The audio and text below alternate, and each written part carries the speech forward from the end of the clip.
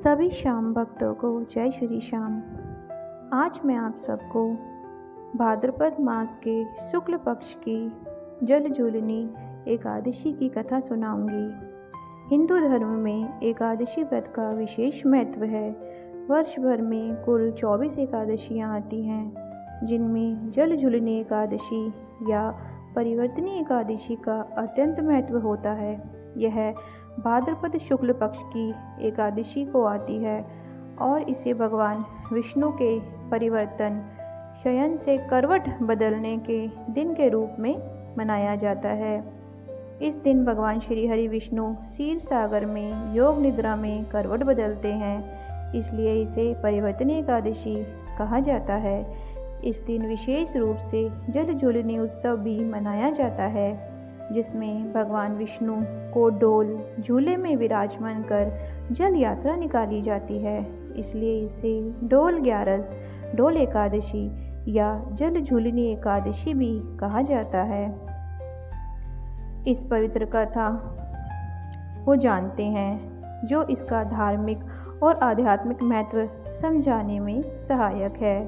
प्राचीन समय की बात है। सतयुग में एक अत्यंत तेजस्वी और धर्मपरायण राजा हुआ करते थे, जिनका नाम था राजा हरिश्चंद्र। वे सत्यवादी, प्रजापालक और विष्णु भक्त थे। लेकिन एक समय उनके राज्य में भारी अकाल पड़ा। वर्षा नहीं हुई, धरती सूख गई, नदियाँ सूखने लगी और अन्न की भारी कमी हो गई। प्रजा भूखी, प्यासी और दुखी रहने लगी। राजा ने इस संकट से उबरने के लिए कई यज्ञ किए, देवी देवताओं की आराधना की, लेकिन फिर भी कोई समाधान नहीं निकला। तब एक दिन उन्होंने अपने कुलगुरु वशिष्ठ से सलाह ली। वशिष्ठ ऋषि ने उन्हें बताया कि संकट केवल भगवान विष्णु की कृपा से ही समाप्त हो सकता है।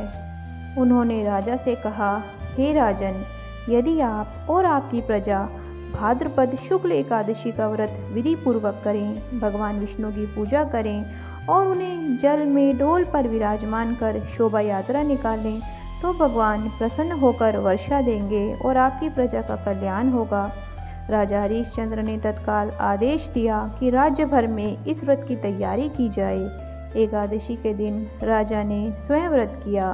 भगवान विष्णु की मूर्ति को सुंदर ढोल में विराजमान कर पूरे नगर में शोभा यात्रा निकाली गई। सभी लोग भजन कीर्तन करते हुए जल में भगवान को झुलाते हुए चले। उन्होंने गंगा नदी के किनारे पहुंचकर जल अर्पित किया और भगवान से प्रार्थना की, हे श्री हरि, आप ही सृष्टि के पालन करता है, हम सब आपके शरणागत हैं, कृपया हमारी पीड़ा का निवारण करें। भगवान विष्णु प्रसन्न हुए। अगले ही दिन आकाश में काले बादल छा गए और मूसलाधार वर्षा हुई। खेतों में हरियाली छा गई, नदी तालाबों में जल भर गया और राज्य में फिर से समृद्धि लौट आई। राजा हरिश्चंद्र और प्रजा ने इस दिव्य चमत्कार को देखकर भगवान विष्णु के चरणों में श्रद्धा से शीश नवाया और तभी से इस एकादशी का व्रत जलझूलनी एकादशी के रूप में मनाया जाने लगा।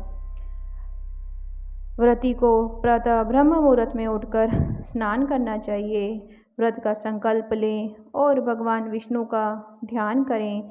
घर में या मंदिर में भगवान विष्णु की प्रतिमा को सुंदर डोल झूले में विराजमान करें। पंचामृत से भगवान का अभिषेक करें। तुलसी दल, पीले फूल, धूप दीप और नैवेद्य अर्पित करें। पूरे दिन उपवास करें। आप उपवास निर्जला या फलाहार के रूप में भी कर सकते हैं। संध्या को डोल में विराजित भगवान को जल के निकट ले जाकर जलझूलनी की शोभा यात्रा करें। रात को जागरण व भजन कीर्तन का विशेष महत्व है।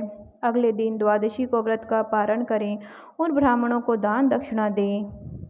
इस दिन भगवान विष्णु क्षीर सागर में शेष नाग की शैया पर सोते हुए करवट बदलते हैं, इसलिए इसे परिवर्तनी एकादशी कहते हैं। इस दिन व्रत रखने से चातुर्य मास में किए गए सारे पुण्य फलों की प्राप्ति होती है। यह एकादशी मनोकामना पूर्ति, संतान सुख और पापों से मुक्ति देने वाली मानी जाती है। जो भक्त भगवान विष्णु को डोल में सुलाकर जल यात्रा करते हैं, उनके जीवन में समृद्धि आती है। इसका पुण्य अश्वमेध यज्ञ के समान माना गया है। शास्त्रों के अनुसार भगवान विष्णु आषाढ़ शुक्ल एकादशी देवशयनी एकादशी को क्षीर सागर में शयन करते हैं और कार्तिक शुक्ल एकादशी देवउठनी एकादशी को जागते हैं।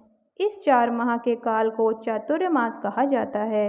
इन महीनों में भगवान निद्रा में होते हैं। जल झूलनी एकादशी के दिन वह करवट बदलते हैं, जिसे उनका परिवर्तन माना जाता है और इसीलिए इसे परिवर्तनी एकादशी कहा जाता है।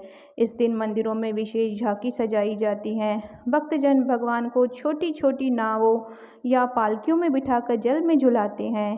कई जगहों पर ढोल यात्रा का आयोजन होता है, जिसमें भक्त झूमते गाते हुए भगवान को जलाशयों तक ले जाते हैं।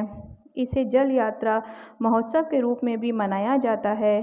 जल झूलनी एकादशी केवल एक उपवास नहीं, बल्कि भक्ति, श्रद्धा और सामाजिक समरसता का पर्व है। यह दिन हमें सिखाता है कि जब व्यक्ति भगवान की शरण में जाता है और पूर्ण श्रद्धा से उन्हें स्मरण करता है, तो सारे संकट समाप्त हो जाते हैं।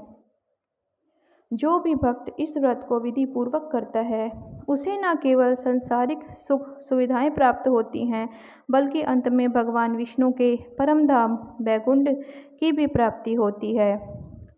बोलो भगवान विष्णु की जय, बोलो श्याम बाबा की जय। प्रिय श्याम भक्तों, यह मैंने आपको जल झूलनी एकादशी व्रत की कथा सुनाई। अगर आपको मेरे द्वारा सुनाई गई कथा अच्छी लगी हो तो आप मेरे चैनल को सब्सक्राइब करें और मेरे वीडियो को लाइक और शेयर करना ना भूलें। भगवान श्याम हम सभी पर अपना प्यार भरा आशीर्वाद बनाए रखें। इसी विश्वास के साथ जय श्री श्याम। बोलो हारे के सहारे की जय, श्याम प्यारे की जय, शीश के दाने की जय, खाटू वाले की जय।